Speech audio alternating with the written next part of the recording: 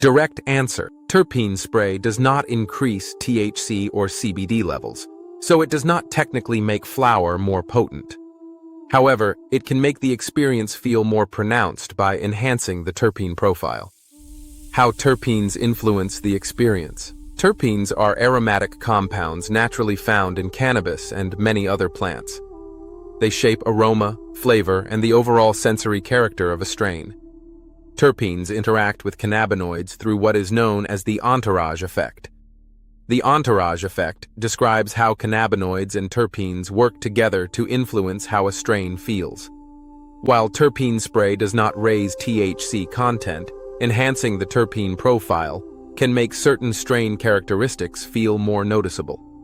What terpene spray actually changes. Terpene spray enhances aroma intensity, flavor, profile, strain, character, freshness, perception. It does not increase THC percentage, CBD percentage, cannabinoid potency. Key takeaway. Terpene spray enhances terpene expression, not cannabinoid strength.